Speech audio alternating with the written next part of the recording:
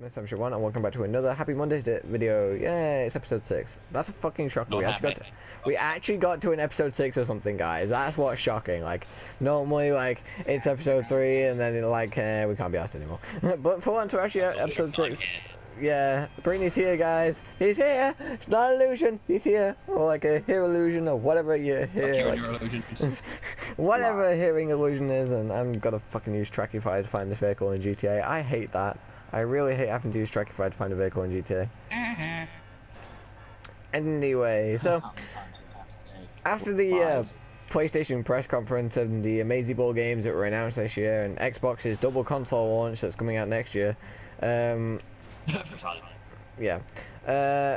it's actually going to look like it's going to be very interesting to the beginning of 2017 and a very big games release date coming up in October. So a lot of people are speculating that Gamescom this year will have PlayStation Neo, or Project Neo as it's currently called, and find out like more information about that. In my personal opinion, I don't think it's going to show up until the PlayStation Experience, which is in December as usual.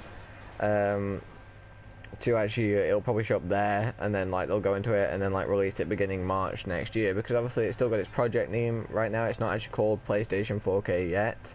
It's just been confirmed that that project exists.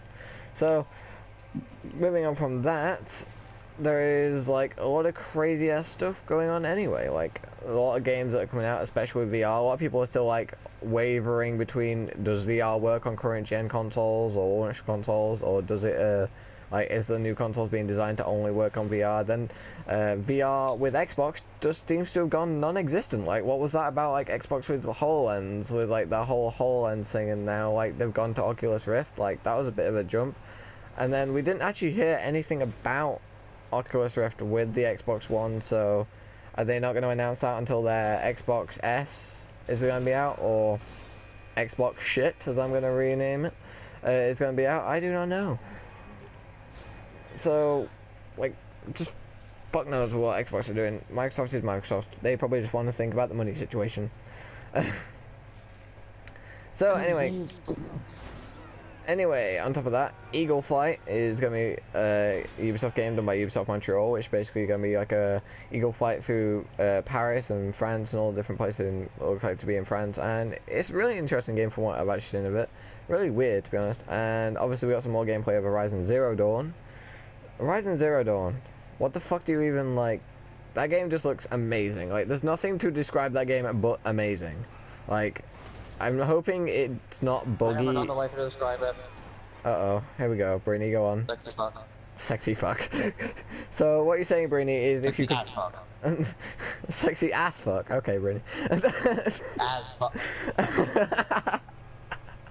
You're a little shit. Oh my god.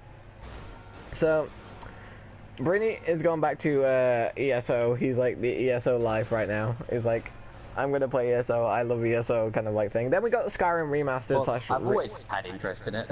Then we got the Skyrim remake that's gonna come out. Like, coming out. When is that? Like, is that actually this year? The Skyrim remake? Is it? Or is it next year? Because like Jacob said something about October, that like this year or something. I don't know when that's gonna actually come out, but like, that's going to have all the official mods that actually don't like have any copyright infringements on them. Pretty much mods that actually can be done. It's only mods that basically what Bethesda have done. Yeah, they're basically like certified certain mods, aren't they? .net, which they've decided to host the mods on. Mhm. And as long as it abides by that site's terms of service, you can upload all your mods. Yeah, so basically we can see a lot of different mods coming out and a lot of things that might come out, but the thing is, obviously, there's been many a problem about that recently. You're not gonna get mods with Star Wars in it or anything like that because of copyright infringement. Like, that is a straight up thing. Like, they can't sell a game and then say they're giving mod support to it on the release day without copyright right infringement, like protocols and different things on that, because like they can do modding support once the game's a year old or so. Like, it's a dodgy place to sit on modding with copyright infringement when it comes to consoles, because like they're a lot more harder on copyright on consoles than PC. Because obviously on PC you can do anything personal and it's all on your personal basis. On consoles, for it to happen, it has to be done on their website, then it has to be transferred over to the consoles, and obviously that's technically creating a server which technically claims that they're owning it, which technically causes copyright issues, etc, etc. So it's kind of like a big dodgy subject on that, but like we're definitely going to see a lot of different mods, a lot of weapon mods. Like it's going to be more about what you can create on your own and then what you're willing to upload on your own, and say that you're allowed to upload this because you created it, kind of thing. So basically if you create something that's similar but it's not too close to make it copyrighted but not too distant so people won't recognize it, then yeah, it'll probably be allowed. But if it's a dead on like it, then it won't be allowed. It's a very interesting topic about that. Anyway, moving on from that. There's actually been a massive problem about mods recently. Yeah. Fallout 4, constant mod stealing. Wow.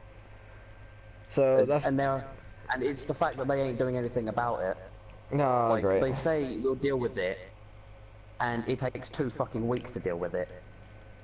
So they're taking too long to deal with who's stealing whose mods, etc, etc, yeah. Because I was actually reading up a thing, basically a post on the Nexus. It's talking about how, what is it? It's about they're even slow with their own thing. Because, what is it? Basically, on PC you can beta, like, the DLC. So when they were betaing the Far Harbor DLC, yeah, someone decided to get all the files, upload that onto the Nexus. Everyone in the community essentially flagged that, put it down. It was taken down under 2.5 hours. It wasn't until 8 hours after they'd taken it down did they say you could take it down. 8 hours after it had been taken down. Okay. And that's their own content. And if they're that slow with their own content, and taking 2 weeks for mods player on content, yeah, then it's just gonna fucking die the moment it comes in. Yeah. I can see that. Because, like, they seem to, like, normally they're not that bad with modding. Normally, like, someone creates a mod, then someone builds off that mod, and then they can claim it as their own, because obviously they built that part, and they just, like, quote back to the original. Yeah, normally it, like, normally they quote back to the original and say, this is the original, and this is what I made off it, and this is my part, yeah? Normally that's how modding goes on PC, from what I've seen.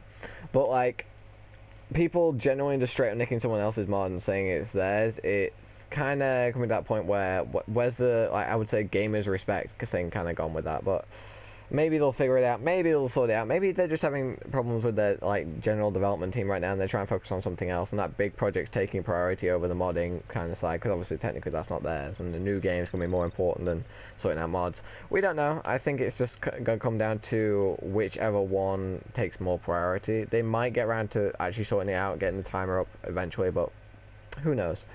Moving on from that subject, going on to Star Wars. Star Wars VR. There's one thing I wanted to continue about that subject. Yeah, let's go on then, before we move on to Star Wars VR. The amount of modders are their way around it by using external scripts. Oh, that doesn't surprise me. Because consoles won't be able to use external scripts, so basically using Skyrim Script Extender and Fallout 4 Script Extender. And because they're making that a basis for their mods, they won't be able to run on console no matter what you do. Yeah.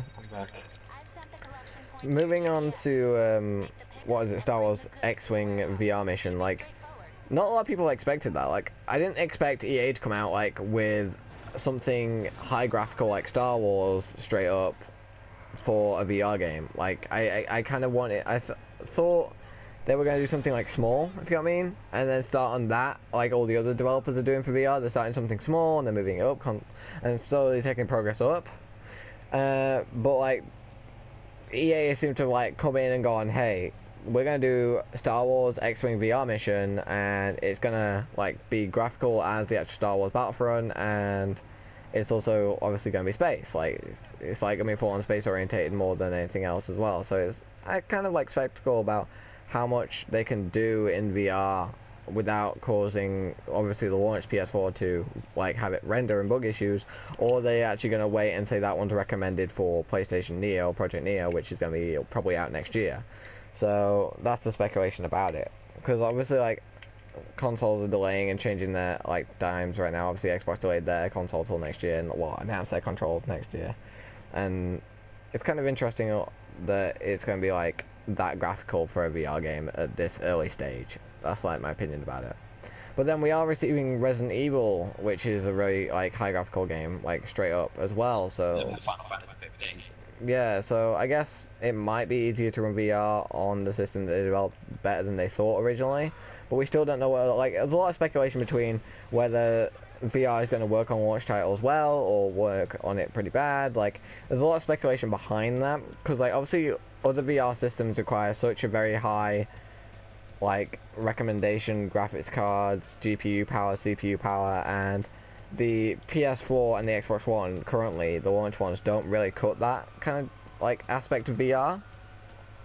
But we don't know, like, we obviously were told at E3 that the Project Neo made a no-show. There was nothing about it and it wasn't there.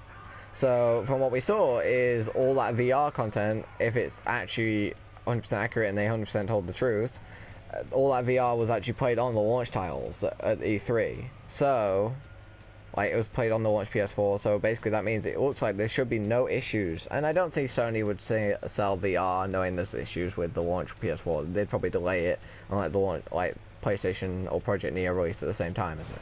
But that's why everyone's come down to the speculation of Project Neo will be released in October alongside VR, because if they do have issues, that'll pretty much prove it.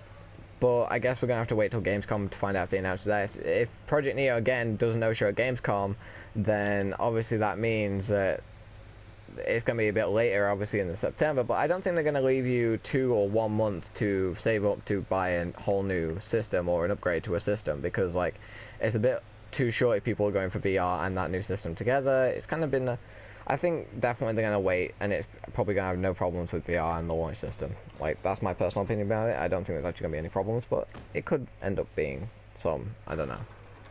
Like, it's kind of like a skeptical opening on it.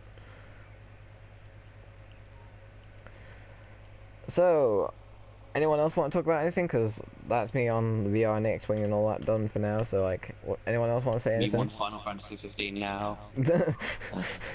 Yeah, Final Fantasy 15 is definitely going to be a step up in the right direction, and it just looks so great. Like, they're removing turn-based combat, which I know is like the whole point of Final Fantasy originally, but like at the same time, it being the point of it and the holdback to it, in my personal opinion, because some people don't like turn-based combat with an open world system and combat. Like, it's really cool, and they're still keeping the story. Yeah, I think it'll definitely up the, I think it will up the consumer rate, which means obviously it'll make Final Fantasy the next step in graphical basis for a change, like, because that game just looks freaking amazing in cutscenes and in gameplay. So like, it's really gonna be interesting in where it goes. And Resident Evil 7, did not expect that to be a VR game, like, at all. And as I say this, I see Lampy driving a freaking crop duster down the road, and I start to rethink my life. Anyway, guys, that'll round up the Anyway, guys, that'll round up this video today. I hope you enjoyed this kind of like VR debate slash everything debate slash crazy debate. Anyway, thanks for watching. Hope you enjoyed this video. Like, comment, subscribe above and below.